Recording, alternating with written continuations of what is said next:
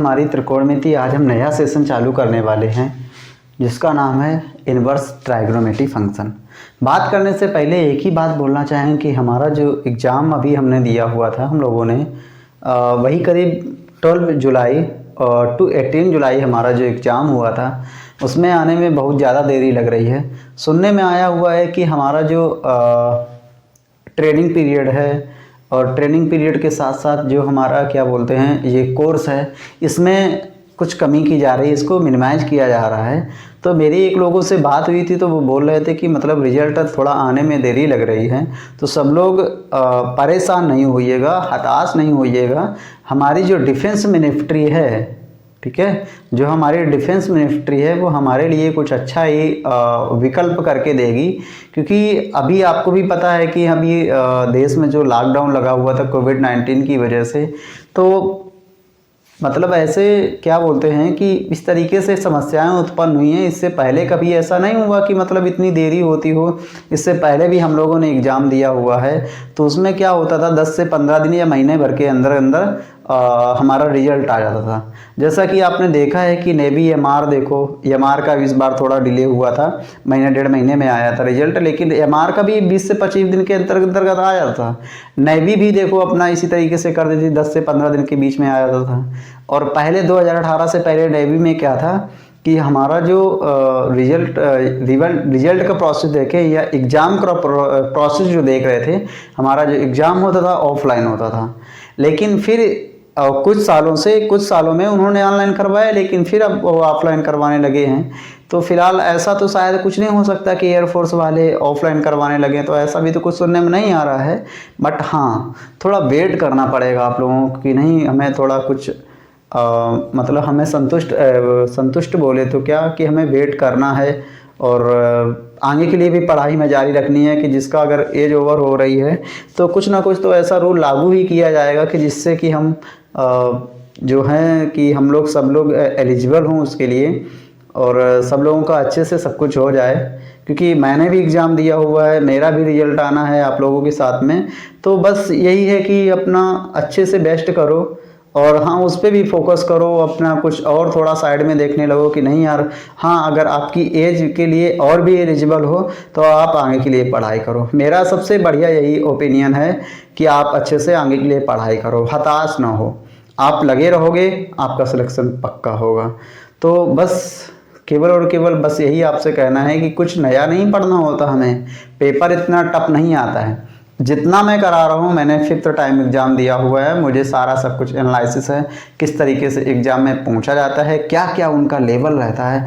बस केवल छोटी छोटी बारीकियाँ, बेसिक, जितना ज़्यादा आप बेसिक पढ़ के जाओगे भाई साहब उतना ज़्यादा तुम्हें फ़ायदा मिलने वाला है। चाहे आप बेसिक के लिए आप चाहे त्रिकोणमिति पढ़ें, चाहे अलजेब्रा पढ़ें, चाहे 2D पढ़ें, चाहे 3D पढ़ें, यानी भी कुछ भी, अगर आपके 27 चैप्टर हैं, हर एक चैप्टर अपने आप पे एक महत्व रखता है, हर एक चैप्टर अपने आप में खास है। अगर बात करेंगे, मान लो कोई चैप्टर, मान लो त्रिकोणमिति 1 नंबर की आती है, 2D भी 1 नंबर की आती है, 1 से 2 नंबर की आती है, मतलब ये नहीं बोलूँगा कि नहीं भाई यार तुम्हें पढ़ना नहीं है, 1 नंबर 2 नंबर की आ रही तो इन चैप्टर को नहीं पढ़ना, केवल कैलकुलस और अलजेब्रा पढ़ना है, तो ऐसा मैं नहीं बोलूँगा। ऐसा बोलना बेवकूफ़ी होगी, क्योंकि बाय द वे अगर आपने त्रिकोणमिति नहीं पढ़ी, समझ रहे हो ना, त्रिकोणमिति नहीं पढ़ी तो आपको केवल एयरफोर्स का एग्जाम को थोड़ी देना है, एनडीए का भी देना है, नेवी का भी देना है, कोस्ट गार्ड का भी देना है, एयरफोर्स का भी देना है। तो आपने अगर बेसिक से पढ़ा हुआ है, समझ रहे हो ना, आपने अगर बेसिक से पढ़ा हुआ है तो कोई भी एग्जाम, वन डे कोई भी एग्जाम है, आपने अगर बेसिक से पढ़ा हुआ है सारा, तो हर एक एग्ज़ाम क्लियर करने की आपको क्षमता होगी। और ये ज़रूरी नहीं कि आप केवल मैथ पे ही करें, जितने सब्जेक्ट आते हैं सब पे अपना पूरा 100% देना पड़ेगा। ये नहीं कि आप केवल मैथ लगाए जा रहे हैं, तो ऐसा भी नहीं हो सकता ना। तो आपको मैथ के साथ साथ इंग्लिश भी कवर करनी है, फिजिक्स भी कवर करनी है, और मैथ तो हो ही गई, तो ये तो एयरफोर्स में आता है मैथ, फिजिक्स, इंग्लिश। अगर आप लोग नेवी का एग्जाम दे रहे हैं तो उसमें रीजनिंग बढ़ गई, अगर एनडीए का एग्जाम दे रहे हैं तो उसके लिए और भी सारे प्रोसेस बढ़ जाते हैं, जैसे केमिस्ट्री पढ़नी होती है, बायो पढ़नी होती है, जीएस जीके भी पढ़नी होती है। अगर एयरफोर्स XY बोथ दे रहे हो, केवल और केवल वाई का दे रहे हो, तब भी उसमें क्या होता है, अरिथमेटिक पढ़नी है, रीजनिंग पढ़नी है और करंट भी पढ़ना है। तो ढेर सारा प्रोसेस वो भी होता है, तो उसमें भी मतलब बहुत अच्छे से आप कर सकते हो, आप कर सकते हो, आप जो सोच सकते हो आप वो कर सकते हो, बस केवल हताश नहीं होना है। बस यही नहीं बोला जाता है कि मन से हारा हुआ खिलाड़ी कभी नहीं जीत सकता, लेकिन अगर एक युद्ध क्षेत्र में हारा हुआ खिलाड़ी है तो पुनः फिर जीत सकता है। समझ रहे हो ना? तो सबसे पहले मन को हताश नहीं करना है, आपको वो सारी चीज़ें मिलेंगी जो आपने सोची है, बस केवल अपने कर्म करते रहिए और आगे बढ़ते रहिए। इसलिए कहा गया है कि कर्म की प्रधानता ही महानता को अग्रसर करती है। आप जितना अच्छे से वर्क करोगे, जितनी ज़्यादा आप कर्म के प्रति जो अपना काम कर रहे हो उसमें लगाव रखोगे, और काम को भी देखो कि हमने जो काम हम कर रहे हैं किस वे और किस प्रोसेस से कर रहे हैं, और उसमें ये भी देखो कि हम जो काम कर रहे हैं तो उसमें कितनी ख्याति मिलेगी। समझ रहे हो ना कि कितनी ख्याति मिलेगी, उस हिसाब से हमें काम करना होता है। तो मेरा मतलब ओपिनियन, मेरा जो प्रोसेस है, मैं जो कहना चाहता हूँ कि आपको आप हताश नहीं होगिएगा। आप अगर एक एग्ज़ाम में फेल हो गए, 2 बार फेल हो गए, तो आपको ये नहीं अरे यार छोड़ दें, गिव अप कर दें, घर वाले मेरा साथ नहीं दे रहे हैं, घर वाले मेरे साथ ऐसा नहीं कर रहे हैं, तो नहीं यार, आप उस पर थोड़ा फोकस करो, और भी चीज़ें कर लो साथ में, कहीं पे मतलब कुछ ऐसा करने लगो था साथ में, थोड़ी अर्निंग होने लगे, तो मतलब ये है कि हाँ यार अच्छे से मतलब अपनी जो पढ़ने वाला पीरियड है जो अभी आप कर रहे हो, आपका जो पीरियड है अभी जो टाइम है, ये अच्छे से यूटिलाइज कर लिया तो भाई साहब ज़िंदगी जो है आगे की कुछ साल होगी, अच्छे से कटेगी।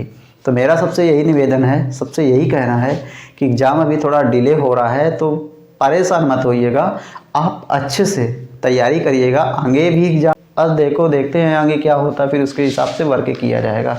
फिलहाल आज जो हमारे पास है जो चैप्टर है इनवर्स ट्राइग्नोमेट्री है। ओके, इनवर्स ट्राइग्नोमेट्री,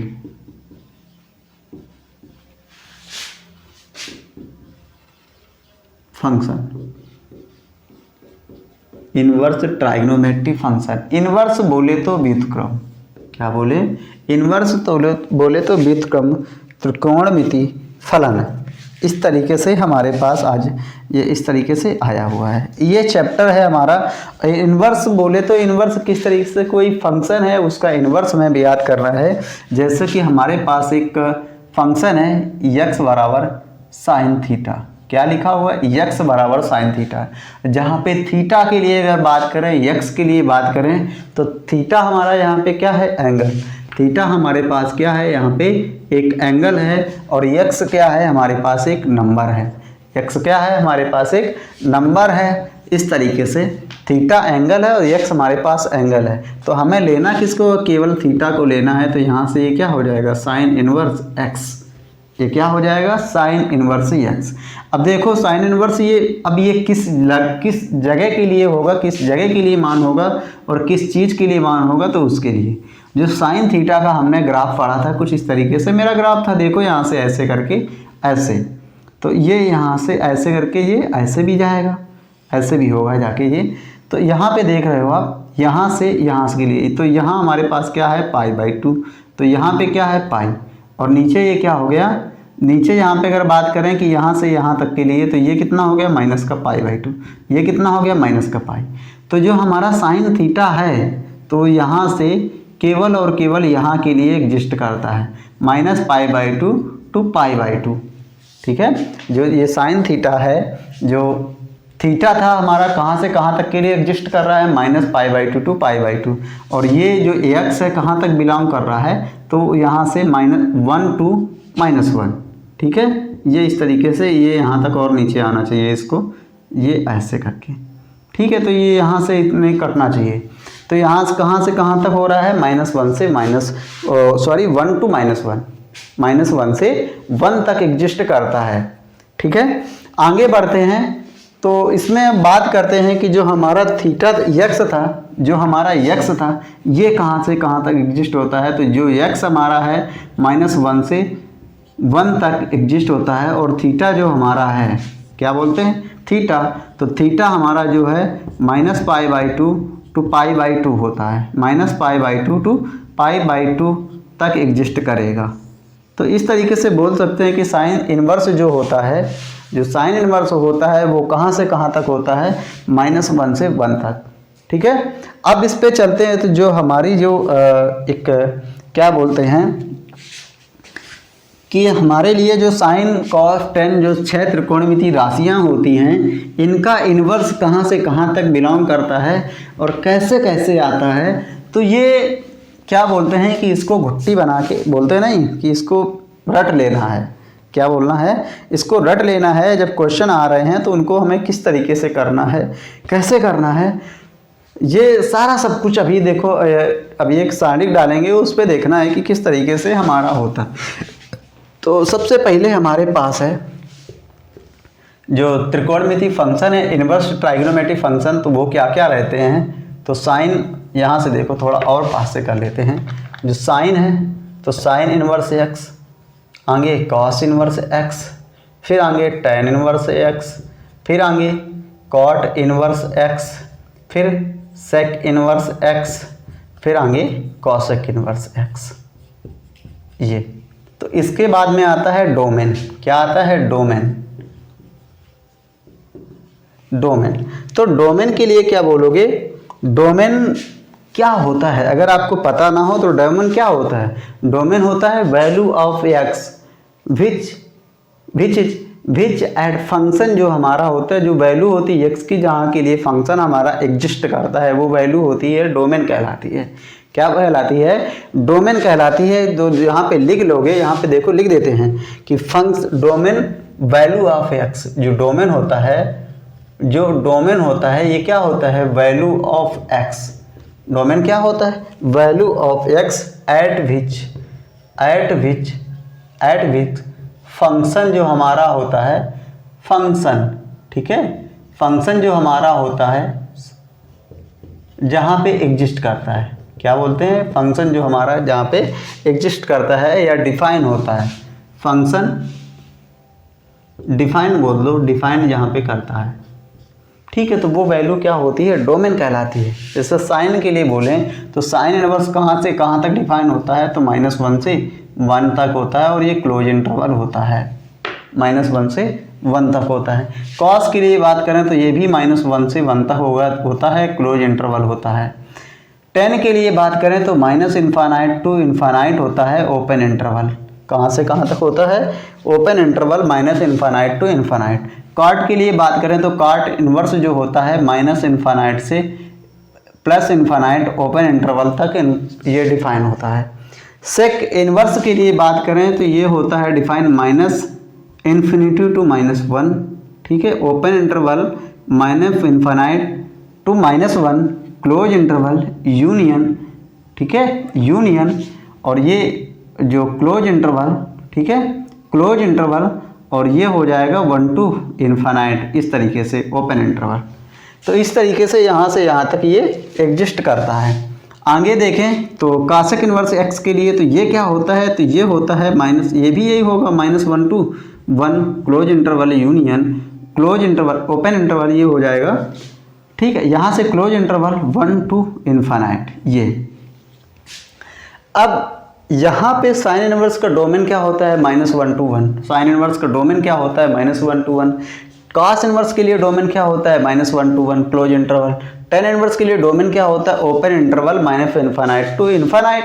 क्यों, क्योंकि जो आगे जो π/2 होता है, tan π/2 होता है, वहाँ पे वैल्यू क्या होती है, इन्फानाइट मिलती है, तो ये क्या हो जाएगा, ओपन इंटरवल। और क्वाड के लिए क्या होता है, -∞ टू इन्फानाइट, और यहाँ पे सेक माइनस, यहाँ पे क्या हो गया, -∞ टू 1, यूनियन 1 टू इन्फानाइट। आगे कॉसेक के लिए चले तो इसी तरीके से। आगे अब बात आती है रेंज की। किसकी बात आती है, रेंज की। तो रेंज किस तरीके से डिफाइन होता है, तो इसके लिए देखो, और रेंज होती क्या है, RANGE। रेंज होती क्या है, तो रेंज को क्या बोलोगे, आउटकम पॉसिबल। क्या बोलोगे, आउटकम पॉसिबल, पॉसिबल आउटकम बोल दोगे। क्या बोलोगे, पॉसिबल आउटकम। तो यहाँ से तो साइन इनवर्स के लिए जो साइन इनवर्स की रेंज क्या होती है, तो -π/2 to π/2, close interval, -π/2 to pi by 2। ये हो गई, ये किसकी रेंज हो गई, साइन इनवर्स एक्स की। अगर कॉस इनवर्स एक्स के लिए बात करें तो इसकी रेंज क्या होती है, तो इसकी रेंज होती है क्लोज इंटरवल 0 टू पाई। क्या होती है, क्लोज इंटरवल 0 टू पाई। ठीक है, आगे बात करें तो 10 के लिए, तो 10 की जो रेंज होती है वो क्या होती है, minus infinite minus pi by 2 to pi by 2 open interval. क्या होती है, minus pi by 2 to pi by 2। इसी तरीके से कॉट की भी हो जाएगी, किसकी हो जाएगी, कॉट की। तो कॉट की क्या होती है, तो 0 से पाई। क्या होती है, 0 से पाई ओपन इंटरवल। कॉस की जो रेंज होती है क्या होती है, 0 टू पाई ओपन इंटरवल। आगे फिर चले, आगे तो हमारे पास लिखा हुआ है सेक, और सेक की जो रेंज होती है तो 0 से पाई के बीच में होती है close interval except minus pi by 2। Except क्या होता है, पाई बाई 2। मतलब क्लोज इंटरवल 0 टू पाई, जो सेक इनवर्स की रेंज क्या होती है, 0 to pi by 2 except pi by 2। फिर आगे कॉसेक इनवर्स एक्स के लिए गए तो ये होती है minus pi by, close interval minus pi by 2 to pi by 2 except 0। किसको छोड़कर, 0 को छोड़कर। तो इस तरीके से आप बोल सकते हो। ठीक है, इस तरीके से आप बोल सकते हो कि जो sine inverse, cos inverse, tan inverse, cot inverse, sec inverse और कॉसेक इनवर्स ये हमारा लिखा हुआ है। तो यहाँ पे जो साइन इनवर्स का डोमेन है कहाँ से कहाँ तक होता है, minus infinite, close interval minus infinite to 1। और यहाँ पे minus cosec inverse, cos inverse X के लिए बोलें तो इसका डोमेन क्या होता है, क्लोज इंटरवल माइनस 1 टू 1। ठीक है, और यहाँ पे टेन इनवर्स एक्स के लिए डोमेन क्या होता है, open interval minus infinite to infinite. और यहाँ पे कॉट इनवर्स एक्स के लिए, कॉट इनवर्स एक्स की जो डोमेन होती है माइनस इन्फिनिटी टू इन्फिनिटी होती है। और सेक इनवर्स एक्स के लिए गए तो minus infinite to minus 1 union 1 to infinite होती है। अगर रेंज के लिए बात करें तो बारी बारी से सारी रेंज लिखी हुई है। ठीक है, आगे अगर देखो, यहाँ पे अगर क्वेश्चन तुम्हें बोला जाए कि साइन इनवर्स 3, तो ये क्या डिफाइन होगा, नहीं। क्यों, क्योंकि साइन इनवर्स की जो डोमेन होती है अधिकतम कितनी होती है, 1, मिनिमम कितनी होती है, -1। अधिकतम कितनी होती है, 1, मिनिमम कितनी होती है, -1। तो ये हमारा डिफाइन नहीं होगा। क्या होगा, डिफाइन हमारा नहीं होगा। तो इस तरीके से वैल्यू आप इस पर नहीं बता पाओगे। अगर यहाँ पे अगर लिखा हुआ है साइन इनवर्स 1, क्या लिखा हुआ है, 1, तो ये क्या हो जाएगा, साइन इनवर्स साइन 1 किसकी होती है, पाई बाई 2। तो फाइनल वैल्यू क्या आ जाएगी, पाई बाई 2 पे हो जाएगा मान केवल। ठीक है, तो इस तरीके से आप बता पाओगे। अब आगे चलते हैं, थोड़ा और मोस्ट इम्पॉर्टेंट थोड़ा है, तो उसके लिए देख लो। तो थोड़ा क्या है कि अगर तुम्हारे पास लिखा हुआ है साइन इनवर्स माइनस एक्स, या तुम्हारे पास लिखा हुआ है कॉस इनवर्स माइनस एक्स, या लिखा हुआ है तुम्हारे पास टेन इनवर्स माइनस एक्स, या लिखा हुआ है कॉट इनवर्स माइनस एक्स, या लिखा हुआ है सेक इनवर्स माइनस एक्स, फिर या लिखा हुआ है कॉसेक इनवर्स माइनस एक्स। तो एक चीज़ हमें याद रखनी है, क्या, CCS मतलब बोले तो कॉस कॉट सेक। मतलब कि जिसकी रेंज 0 से पाई है, जिसकी रेंज 0 से पाई है, उसका जो ये माइनस है बाहर निकलेगा तो पाई के साथ में बाहर निकलेगा। तो ये पहले साइन इनवर्स क्या हो जाएगा, माइनस का साइन इनवर्स एक्स। अगर कॉस इनवर्स के लिए बात करें तो ये निकलेगा माइनस, जो बाहर निकलेगा पाई माइनस कॉस इनवर्स एक्स के साथ में बाहर निकलेगा। 10 के लिए बात करें तो ये क्या हो जाएगा, माइनस का टेन इनवर्स एक्स। अगर कॉट के लिए बात करें तो ये क्या हो जाएगा, pi minus cot inverse X. अगर सेक के लिए बात करें तो ये क्या हो जाएगा, pi minus sec inverse X. और कॉसेक के लिए बात करें तो ये हो जाएगा डायरेक्ट सीधे माइनस का कॉसेक इनवर्स एक्स। ठीक है, इस तरीके से अगर इस पे कहीं पे हमें सवाल क्वेश्चन करवाए जा रहे हैं, क्वेश्चन करना है हमें, तो किस तरीके से देखो क्वेश्चन होंगे। तो अगर हमारे पास देखो, यहाँ पे थोड़ा देख लेते हैं कि अगर हमारे पास लिखा हुआ है sign inverse sine pi by 3, क्या लिखा हुआ, sign inverse sine pi by 3, और जो साइन हमारा होता है 0, साइन की रेंज होती है minus pi by 2 to pi by 2 होती है, ये हमारा जो है पाई बाई 2 से छोटा है। तो अभी क्या हो जाएगा, डिफाइन हो जाएगा। तो ये कितना फाइनल हो जाएगा, पाई बाई 3। कितना हो जाएगा, पाई बाई 3 सीधे।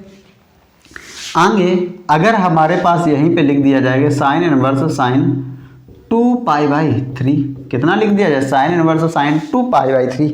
अब देखो जो 2π/3, तो ये 2π/3 कितना होता है 120, कितना होता है 120। तो हमारा डिफाइन कहाँ तक है π/2 तक, तो ये हमारा बढ़ रहा है, क्या हो रहा है बढ़ रहा है। तो इसको आप क्या करोगे, साइन इनवर्स साइन, और ये हो जाएगा पाई प्लस π/3, कितना हो जाएगा पाई प्लस π/3। 180 सॉरी ये तो ज़्यादा हो गया, 180 माइनस करो, ठीक है 180 माइनस थीटा, क्या करोगे 180 माइनस थीटा मतलब -60, कितना हो जाएगा 160। और ये क्या हो गया, तो ये फाइनल हमारे पास हो गया sine inverse π/3, sine inverse sine π/3, तो ये कितना आ जाएगा π/3। तो इस तरीके से आप आंसर बताओगे। जो प्रिंसिपल वैल्यू होती है केवल और केवल उसी को बताना हमें है, ठीक है, जो प्रिंसिपल वैल्यू होती है उसी को बताना है। जनरल वैल्यू वही जो हमने बताया था नेक्स्ट वीडियो में कि जनरल वैल्यू की होती क्या होती है, प्रिंसिपल वैल्यू क्या होती है, तो उस पे, ठीक है, तो उसको बताना है।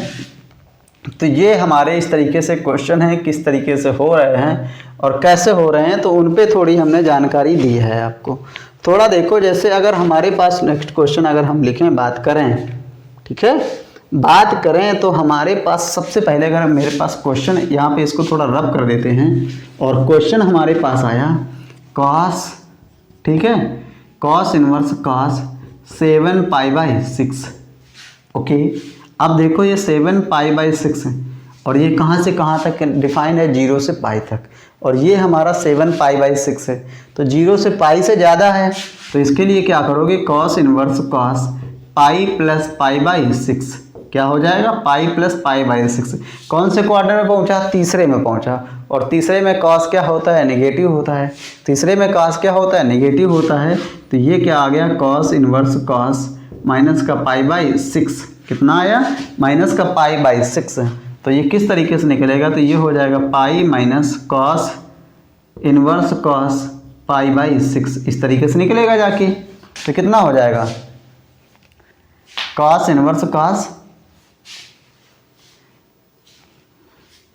π/6, इस तरीके से निकलेगा, ठीक है। अब यहाँ से देखो क्या हमारे पास बचेगा, तो पाई माइनस π/6 बराबर क्या हो जाएगा 5π/6, इस तरीके से। और इसके लिए दूसरे तरीके से भी इसको लगा सकते हो आप, इसको दूसरे तरीके से भी लगा सकते हो। कैसे, कि जब ये हमारे पास कितना है 180 से ज़्यादा निकल रहा है लेकिन 210 है, तो इसको आप दूसरे तरीके से भी कर सकते हो, ठीक है। तो दूसरे तरीके से अभी देखो, इसको थोड़ा रब करते हैं क्योंकि हमारे पास स्पेस थोड़ा कम बच रहा है। तो इसको एक बार देख लोगे आप, इसको सही से याद कर लोगे, देख के ध्यान के कर करके पढ़ के, और बहुत ही मतलब ज़्यादा डिफ़िकल्ट नहीं है। साइन कॉस का एक ही है, टेन कॉट का एक ही है, सेक कॉसेक का एक ही है। तो इस तरीके से आप याद कर लोगे इसे, तो बहुत अच्छा रहेगा, ठीक है। और जो क्वेश्चन है, क्वेश्चन करने का तरीका है, उस पर थोड़ा बदलाव करना है और हमें अच्छे से याद करना है, ठीक है। तो सबसे पहले जो हमारा जो क्वेश्चन है और उसको किस तरीके से करना होता है, तो वो देखेंगे सबसे पहले। तो हमारे पास क्वेश्चन है कि सेक इनवर्स सेक 11π/3, कितना है 11π/3, ये लिखा हुआ है। तो ठीक है 11π/3 है, तो सबसे पहले 11π/3 है, तो बढ़े पहले सबसे पहले क्या कि ऐसे करके बढ़ना है। तो ये सबसे पहले इसको देखो करोगे किस तरीके से, तो सेक इनवर्स और फिर आगे हो जाएगा सेक, और ये कितना हो जाएगा 4π प्लस का π/3, कितना हो जाएगा 4π प्लस का π/3। तो पहला राउंड घूमे, तो यहाँ से अगर घूमना आपने चालू किया तो 2π, कितना हो गया 2π, फिर यहाँ से घूमना चालू किया तो कितना हो गया 4π, कितना हो गया 4π प्लस का π/3, कितना हो गया प्लस का π/3। तो प्लस का π/3 मतलब 360 प्लस थीटा, मतलब इसमें आएगा। और यहाँ पे कोऑर्डिनेट क्या होता है, ये जो सेक होता है पॉजिटिव होता है, कितना हो जाएगा सेक π/3। तो ये कितना हो जाएगा सेक इनवर्स सेक π/3। तो आंसर क्या आएगा π/3, आंसर क्या मिलेगा π/3, क्योंकि दो गोले लगा के, दो चक्कर लगा के पुनः फर्स्ट में पहुंच गया। तो फर्स्ट में क्या होता है सेक पॉजिटिव होता है, तो यहाँ पे क्या हो जाएगा सेक π/3, ओके। तो यहाँ पे सेक π/3 होगा जाके। आगे अगर क्वेश्चन देखें तो नेक्स्ट क्वेश्चन जो हमारे पास है, देखो हमारे पास जो क्वेश्चन है कॉट इनवर्स कॉट 17 पाई/6, ये हमारे पास क्वेश्चन है, ठीक है, 17 पाई/6। तो अब इसको क्या करना है, देखो तो ये क्या हो जाएगा, cot inverse cot 3 pi plus का पाई/6, सॉरी यहाँ पे माइनस कर लो तो ये हो जाएगा 3 पाई माइनस का पाई/6। मतलब कि जब इसको बनाओगे इस तरीके से, इसको करोगे आप, तो ये जो है, ठीक है, 3 इससे कम है, मतलब कि यहाँ से यहाँ तक गए आप तो ये 2 पाई, ठीक है, फिर बढ़े तो क्या हो गया 3 पाई, ये यहाँ पे होगा लेकिन उससे कम। और दूसरे यहाँ पे आया, यहाँ पे कॉट क्या होता है, नेगेटिव होता है, कॉट क्या होता है, नेगेटिव होता है। तो यहाँ पे क्या आ जाएगा कि कॉट इनवर्स कॉट माइनस का पाई/6, और यहाँ से कॉट कैसे निकलेगा, नेगेटिव निकलेगा, तो ये हो जाएगा पाई माइनस कॉट, ठीक है, कॉट इनवर्स कॉट पाई/6। तो ये क्या हो जाएगा, पाई माइनस पाई/6। तो फाइनल क्या निकलेगा, 5 पाई/6। कितना निकलेगा, 5 पाई/6। This is the answer. तो इस तरीके से आप लगाओगे, ठीक है, तो आप क्वेश्चन को इस तरीके से लगाओगे तो ये हमारा बहुत ही बेस्ट अप्रोचेस है कि क्वेश्चन को कैसे लगाना है, कैसे करना है, और किस तरीके से क्वेश्चन का फंडा आता है, तो वो मतलब बहुत बढ़िया रहेगा, ठीक है। सो गाइस आज के लिए बस इतना ही, मिलते हैं नेक्स्ट वीडियो में, तब तक के लिए जय हिंद। अगर हमारा सेशन अच्छा लगा हो so please guys like, comment and share and subscribe to my channel. जय हिंद।